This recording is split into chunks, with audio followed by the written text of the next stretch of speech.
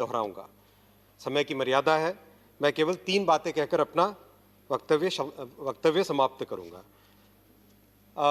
2 दिन पहले से और कल भी कांग्रेस के कई माननीय सांसदों ने पूछा था कि इस बजट से गरीब, महिला, किसान आत्मनिर्भर कैसे बनेंगे। वाजिब सवाल है। 60-70 साल में आपने कभी ये सोचा भी नहीं कि कोई प्रधानमंत्री ऐसे आएंगे जो उस तबके के बारे में सोचेंगे और उस तबके को आत्मनिर्भर बनाएंगे, उस तबके को मजबूत बनाएंगे जिसके बारे में आपने कभी सोचा तक नहीं था। आप कहते हैं ये बजट अमीरों का है, पूरे देश को बेच दिया, इसको बेच दिया, उसको बेच दिया, कहीं गिनती गिनाते हैं 2 दूनी 4। महोदय, शायद आपको अपना कार्यकाल याद आ रहा था, बड़े बड़े आप में मंत्री थे, शायद आपको अपने कार्यकाल याद आ रहा था जब आप कह रहे थे this budget is for the rich, of the rich and by the rich. हमारे कार्यकाल में ऐसा नहीं होता। मैं प्रश्न पूछना चाहता हूं कांग्रेस के सांसदों से, क्या 45 करोड़ जनधन अकाउंट अमीरों के हैं? क्या 8 करोड़ उज्ज्वला गैस से जो माओं के आंखों की रोशनी बची, क्या वो गरीबों के लिए है या अमीरों के लिए? यह प्रश्न आपको जवाब देना पड़ेगा। समाज पूछेगा, जनता पूछेगी आपसे। क्या 10 करोड़ शौचालय से जो महिलाओं की, बहनों की गरिमा बढ़ी, क्या वो गरीबों के लिए या अमीरों के लिए? क्या उससे देश बिका या हमारे समाज की नींव मजबूत हुई? जो आयुष्मान से गरीब के घर का खर्चा कम हुआ, क्या उससे देश बिक गया? क्या उससे फॉरेन कैपिटल आ गया? विनय जी, क्या उससे फॉरेन कैपिटल आ गया? क्या पीएम आवास योजना से जो पक्के मकान बने, क्या वो 2 घरानों ने बनाए? क्या वो इंडस्ट्री ने बनाए? किस तरह के सवाल करते हैं जनाब? किसान सम्मान निधि डायरेक्टली किसानों के खाते में पहुंचती है आज। राशन कार्ड माइग्रेंट लेबर्स के लिए, याद कीजिए, कोई माइग्रेंट लेबर अगर एक जगह से दूसरी जगह जाता है तो उसका राशन खत्म हो जाता था। आज 1 नेशन 1 राशन कार्ड के स्कीम के तहत लेबर कहीं पर भी जाए उसको राशन की सुविधा मिलती है। माइक्रो इरिगेशन 50 लाख हेक्टेयर, क्या इससे किसान आत्मनिर्भर नहीं बनता है? सोलर ऊर्जा दाता 20 लाख फार्मर्स को सोलर पंप, क्या इससे किसान मजबूत नहीं बनता है? क्या बात करते हैं। ग्राम सड़क, पूज्य अटल जी ने ये स्कीम शुरू की थी। 2000 से 2014 में करीब 4 लाख किलोमीटर बनी। 2014 से आज तक 6 लाख किलोमीटर, जो 14 साल में नहीं हुआ उससे ज्यादा 7 साल में काम हुआ।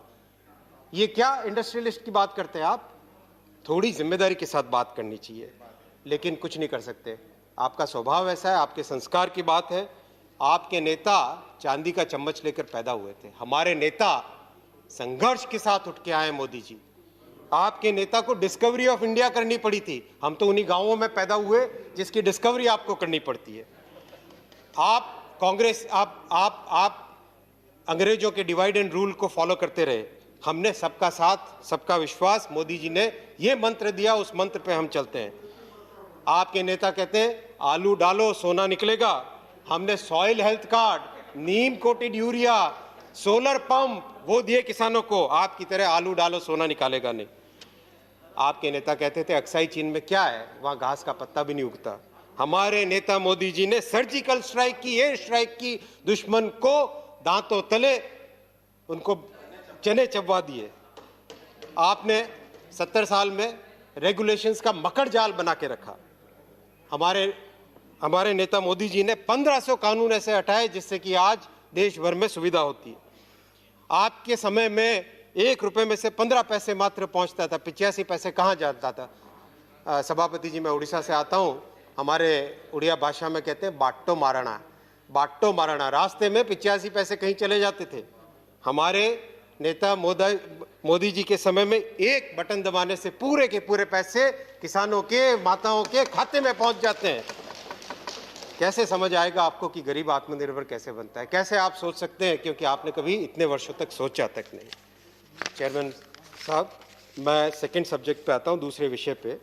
कल भूतपूर्व वित्त मंत्री जी ऑनरेबल चिदम्बरम साहब ने कहा कि ये बजट केवल सप्लाई साइड बजट है, इसमें डिमांड स्टिमुलेट करने के लिए कुछ नहीं किया गया है। पढ़े लिखे विद्वान है, इकोनॉमिस्ट है, मैं तो इकोनॉमिस्ट नहीं हूँ। मैं 1991 से बजट को पढ़ता आ रहा हूँ, उसी को धीरे धीरे समझने की कोशिश करता हूँ।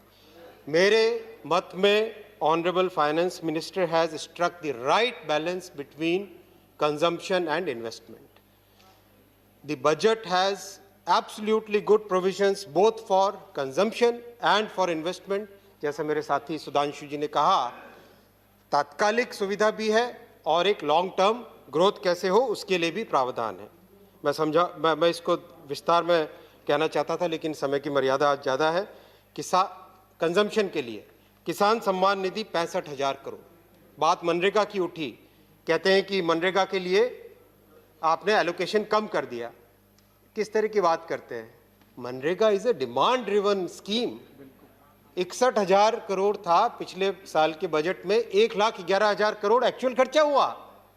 जहां जरूरत है, जहां डिमांड है लेबर के लिए, वहां पे मनरेगा के लिए ऑटोमेटिकली एलोकेशन बढ़ जाता है। इसमें भ्रमित करने की जरूरत नहीं है आप में से किसी को भी, विशेषकर प्लीज। इसमें स्टोरी नहीं, it's the reality. These are real numbers, these are real numbers. This year also, the allocation is 71,000 crore. But if the demand increases, Ashwini ji, address the chair. Ashwini ji, address the chair. Address the chair. 20% increase. महोदय, सबसे important बात है इस budget में, कल माननीय चिदम्बरम जी कह रहे थे कि स्ट्रक्चरल शिफ्ट नहीं है। स्ट्रक्चरल शिफ्ट है। कैसे स्ट्रक्चरल शिफ्ट है? 5.5 lakh crore capital investment central government की स्कीम, सेंट्रल गवर्नमेंट के डिपार्टमेंट्स पे, और 2.2 लाख करोड़ यानी कुल मिला के 7.5 लाख करोड़ का कैपिटल इन्वेस्टमेंट इस देश के इस बजट में प्रावधान है। उसका इम्पैक्ट हम सबको समझना चाहिए। मेरे पास डिटेल्ड कैलकुलेशंस है, मैं कैलकुलेशंस किसी के साथ भी डिस्कस कर सकता हूँ। 7.5 लाख करोड़ कैपिटल इन्वेस्टमेंट का मतलब है जीडीपी में 27 लाख करोड़, क्योंकि हमारे देश में 2003 से 2019 का मल्टीप्लायर मैंने देखा है, कंप्लीट उसके जीडीपी के नंबर्स मैंने कैलकुलेट किए हैं, 3.6 मल्टीप्लायर है, 3.6, 27 लाख करोड़ जीडीपी में ऐड होगा। मैं जीडीपी के आंकड़ों में बहुत ज़्यादा नहीं जाना चाहता, लेकिन जो ह्यूमन एंगल है उस पर ध्यान देने की ज़रूरत है। इससे 30 लाख डायरेक्ट एम्प्लॉयमेंट जनरेट होता है। इनडायरेक्ट को अगर हम जोड़ते हैं 80 लाख, इस कैपिटल इन्वेस्टमेंट से 80 लाख डायरेक्ट और इनडायरेक्ट एम्प्लॉयमेंट जनरेट होता है। ये ह्यूमन एंगल है। Ashwini ji please conclude. 2 minute sir. Shukla ji अगर कोशिश कीजिए 4-5 मिनट अगर बढ़ा सकते हैं तो मेरे दूसरे बिल में से काट लीजिएगा।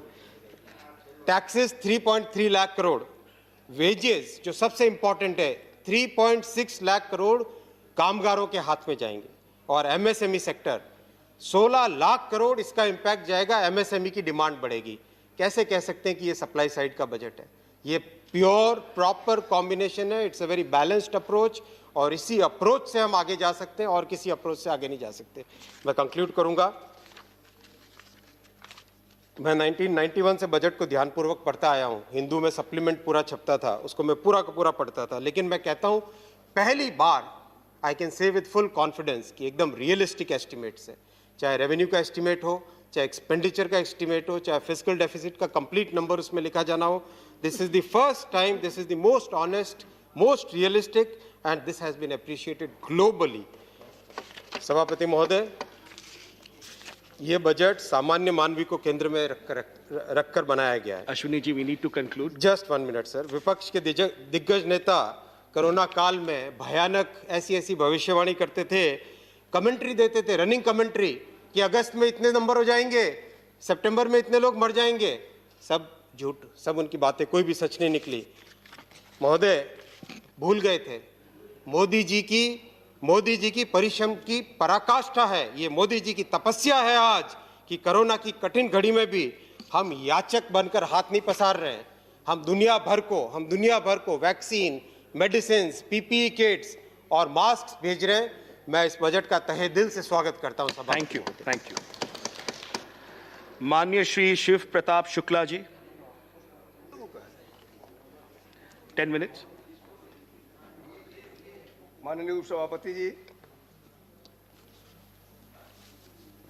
मैं माननीय वित्त मंत्री द्वारा रखे गए इस बजट का स्वागत करने के लिए, समर्थन करने के लिए खड़ा हुआ हूँ।